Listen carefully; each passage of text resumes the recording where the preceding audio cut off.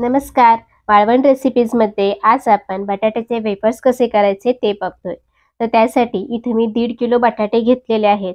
बटाटे वाहत्या पाण्याखाली 2 ते 3 वेळा स्वच्छ धुवून यावरची माती सगळी काढून घेतलेली आहे. धुतलेले बटाटे मी पुन्हा पाण्यामध्ये ठेवलेले आहेत. आता या बटाट्याचे आपल्याला साल काढून घ्यायचे आहेत. तर आता सगळ्यात महत्त्वाचं म्हणजे बटाटे निवडून घेत असताना एक गोष्ट कायम लक्षात ठेवायची. बटाट्याची जी साल असते ती पातळ असली पाहिजेत आणि बटाटा तुम्ही किती मोठा किंवा लहान घेता यावरती तुमच्या बटाट्याचे वेफर्स हे अवलंबून असतात. त्यामुळे निवडून घेत असताना बटाटे खूप लहान घ्यायचे नाहीत, मध्यम किंवा मोठे घ्यायचे. बटाटे ज्या साईजमध्ये असतील त्यानुसार आपले वेफर्स मध्यम किंवा मोठे पडतात. आता या बटाट्याची मी साल काढून घेतेय. हे पहा, या पद्धतीने साल असं पातळ असलेले बघूनच बटाटे निवडून घ्यायचे. बटाट्याचं संपूर्ण साल काढून घेतलं की हा बटाटा आपल्याला पुन्हा पाण्यातच ठेवायचा आहे. तर या पद्धतीने मी संपूर्ण बटाट्यांची सालं काढून घेतलेली आहेत. आता याचे आपण चिप्स पाडून घेऊ. तर त्यासाठी इथं मी परात घेतली. परातीमध्ये भरपूर पाणी घेतलेलं आहे. चिप्स पाडण्यासाठी इथं आपण पोटॅटो स्लायसर घेतलेला आहे. यावरती आता आपल्याला वेफर्स काढून घ्यायचे. तर तुम्हाला जर वेफर्स मोठे हवे असतील तर बटाटाचा आडवा धरायचा आहे आणि मग वेफर्स किसून घ्यायचे. जर तुम्हाला गोल आकारात किंवा छोटे असे वेफर्स हवे असतील तर बटाटा उभा धरायचा आणि वेफर्स पाडून घ्यायचे. दुसरी गोष्ट म्हणजे बटाट्याचे वेफर्स पाडत असताना बटाटा मागे पुढे करून अजिबात खिसायचा नाही किंवा त्याचे चिप्स पाडायचे नाहीत. बटाटा एकदा खिसून पुढे आणला की तो उचलून मग मागे घ्यायचा आणि मग दुसरी वेफर्स पाडायचे आहेत.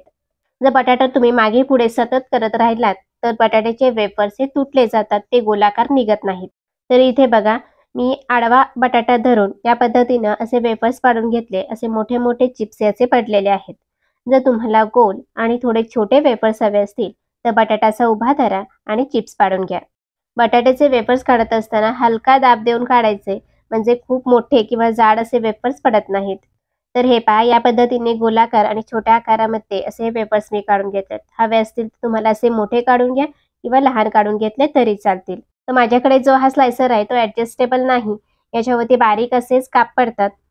तुमच्याकडे जर स्लायसर जो आहे तो ॲडजस्टेबल असेल तर थोडासा कमी ठेवायचा आहे आणि पातळ वेफर्स याचे काढून घ्यायचे. खूप जाड सुद्धा ठेवू नका. वेफर्स जर तुम्ही खूप जाडसर पाडलेत तर ते नंतर पिठूळ लागतात आणि खायलाही छान खुसखुशीत लागत नाहीत. त्यामुळे वेफर्स खूप पातळ किंवा खूप जाडसरही काढायचे नाहीत, मध्यम साईजमध्ये पाडून घ्यायचे आहेत. संपूर्ण बटाट्याचे वेफर्स मी इथं काढून घेतलेत. हे पहा, आता हे जे वेफर्स आपण पाण्यामध्ये काढलेत या पाण्यातून काढून दुसऱ्या स्वच्छ पाण्यामध्ये घालून घेऊयात. लक्षात घ्या, आपण वेफर्स धुवत नाही. ज्या पाण्यामध्ये आपण वेफर्स पाडले होते त्या पाण्यातून फक्त काढून घेत आहोत. संपूर्ण वेफर्स मी इथं दुसऱ्या भांड्यामध्ये पाण्यात काढून घेतलेले आहेत.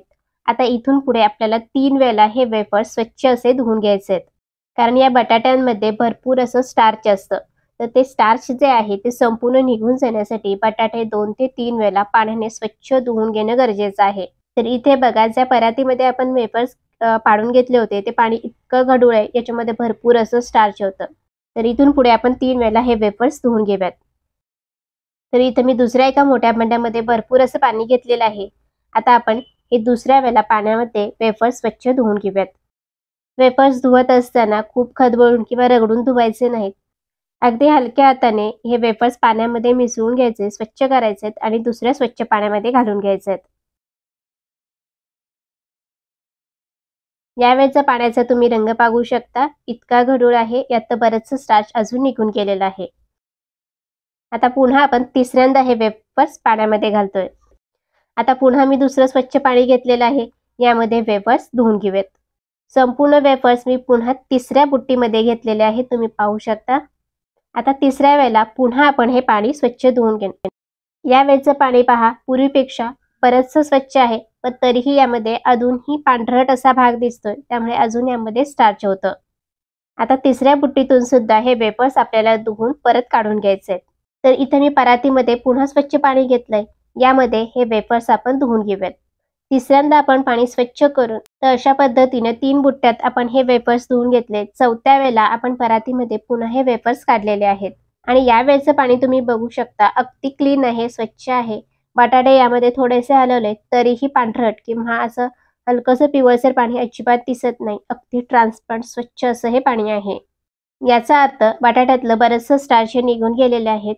यामध्ये पाणी थोडंसं कमी वाटतंय, त्यामुळे मी आणखीन पाणी घातलेलं आहे. वेफर्स पाण्यामध्ये बुडून वर पाणी येईल इतपत यामध्ये पाणी घालायचंय.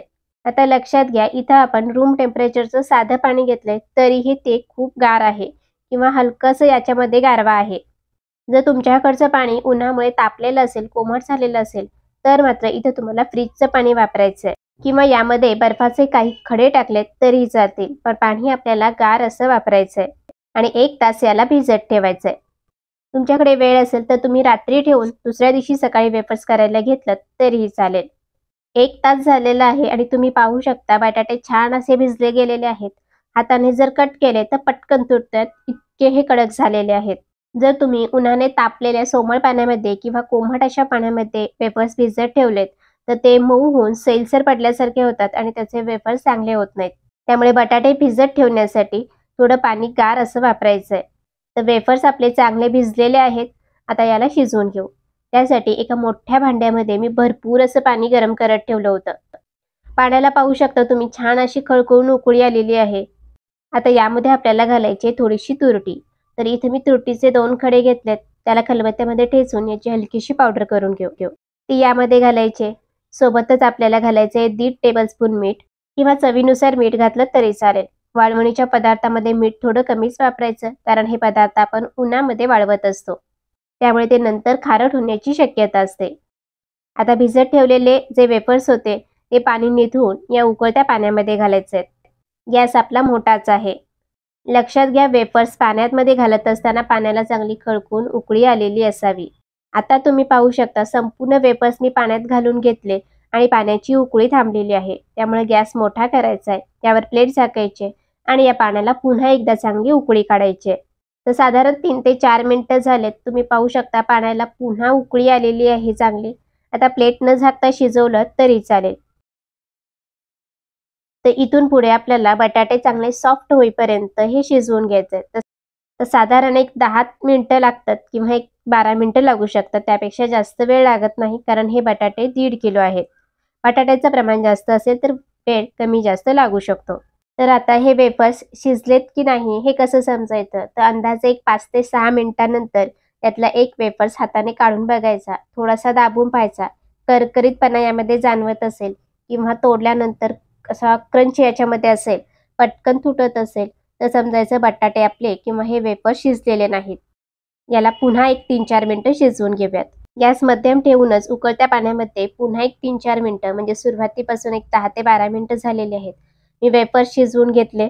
आता पुन्हा एकदा चेक करूयात. हे पहा, याला जर आपण कट केलं तर पटकन हे कट होतात किंवा याच्यामध्ये कुरकुरीत जाणवत नाहीत. हाताने जर असं तोडलं तर अगदी पेपर फाटल्यासारखं हे फाटलं जातं. म्हणजे हे बटाटे व्यवस्थित शिजलेले आहेत. किंवा बटाटे शिजल्यानंतरही थोडेसे ट्रान्सपरंट होतात. हे पहा, या पद्धतीने. याचा रंगही हलकासा पिवळसर होतो. यापेक्षा जास्त बटाटे शिजवायचे नाहीत, नाहीतर मग ते अगदी गाळ होतात आणि तुटायला सुरुवात होते. बटाट्याचे वेफर्स थोडेसे ट्रान्सपरंट झाले, पेपरसारखे फाटायला सुरुवात झाली, की गॅस बंद करायचा आहे आणि अगदी पटकन याला उकळत्या पाण्यातून बाहेर काढून घ्यायचं आहे. कारण जर तुम्ही याला असंच उकळत्या पाण्यामध्ये ठेवलत किंवा गरम पाण्यात ठेवलत तर बटाट्याचे वेफर्स अजून शिजले जातात आणि गिच्च होतात. संपूर्ण वेफर्स इथे मी उकळत्या पाण्यातून पाणी निथळून काढून घेतलेले आहेत. याला सुकण्यासाठी एका सुती कापडावरती घालून घ्यायचे. वेफर्स गरम गरम असतानाच घालायला सुरुवात करायचे. शक्यतो सुती कापडावरतीच घाला, प्लास्टिकवरती घालू नका. त्यामुळे पाण्याचा अंश तसाच राहतो आणि वेफर्स लवकर खराब होतात. कापडावरती उन्हात घातल्यामुळे यातलं बरचसं मॉइश्चर हे कापड शोषून घेतं. त्यामुळे बटाटे लवकर सुकले जातात आणि ते लवकर खराब होत नाहीत. तर इथे मी संपूर्ण वेफर्स असे कापडावरती पसरून घातलेत. पहिल्या दिवशी मी फॅन खाली याला सुकवून घेतलं आणि नंतरचे 2 दिवस कडकडीत ऊन याला देऊन घेतलेलं आहे. वेफर्स तिसऱ्या दिवशी छान असे सुकलेले आहेत. तुम्ही पाहू शकता अगदी व्यवस्थित सुकलेत. आता यातले वेफर्स मी तुम्हाला तळून सुद्धा दाखवते. वेफर्स तुम्ही कशा पद्धतीने पाडल्यात, म्हणजे बटाटा आडवा किंवा उभा धरून पाडल्यात, जसे वेफर्स तुमचे पाडलेले असतील त्यानुसार हे वेफर्स तयार होतात. यातले काही वेफर्स आपण तळून पाहूयात. हे पहा, तेल मी इथं कडकडीत गरम करून घेतलं. यामध्ये बटाट्याचे वेफर्स घालायचे आहेत आणि तळून घ्यायचे. अगदी पांढरे शुभ्र खुसखुशीत असे वेफर्स आपले तयार झालेले आहेत. बटाट्याचे वेफर्स बनवत असताना काही महत्त्वाच्या गोष्टी लक्षात ठेवा. पहिली गोष्ट म्हणजे बटाटा निवडून घेत असताना पातळ सालीचा घ्यायचा. दुसरी गोष्ट, बटाट्याचं साल काढल्यानंतर सुद्धा त्याला पाण्यातच ठेवायचंय. बटाट्याचे काढलेले वेफर्स 3 ते 4 वेळा पाण्यातून स्वच्छ धुवून घ्यायचे. म्हणजे त्यातलं बरचसं स्टार्च हे निघून जातं. त्यामुळे वेफर्स पांढरे शुभ्र होण्यासाठी मदत होते. तिसरी गोष्ट म्हणजे वेफर्स ज्यावेळेला आपण पाण्यामध्ये भिजत ठेवतो, त्यावेळेला तुम्ही 1 तास ठेवा किंवा रात्रभर ठेवलात तरीही चालेल, पण ते थंड पाण्यामध्ये ठेवायचं. वेफर्स शिजवून घेत असताना खूप जास्त गाळ होईपर्यंत किंवा गरगरीत शिजेपर्यंत शिजवायचे नाहीत. व्हिडिओमध्ये दाखवल्या पद्धतीने जोपर्यंत त्याची कन्सिस्टन्सी येत नाही, तोपर्यंतच वेफर्स शिजवून घ्यायचे आहेत. वेफर्स काळे किंवा लाल पडू नयेत यासाठी इथं आपण तुरटीचा वापर केला होता. तुरटीचं प्रमाण खूप जास्तही वापरायचं नाही, अगदी थोड्या प्रमाणामध्येच वापरायचे आहे. शिजवून घेतलेले वेफर्स गरम गरम असतानाच वाळत घालायचे. तयार करून घेतलेले वेफर्स हे पहिल्या दिवशी हवेला थोडेसे सुकून घ्या फॅनखाली, नंतर त्याला कडक ऊन द्या आणि 2 ते 3 दिवस छान असे वाळवून घ्या. तयार झालेले हे वेफर्स मस्त खुसखुशीत पांढरे शुभ्र तयार होतात आणि वर्षभर टिकतात, अजिबात खराब होत नाहीत.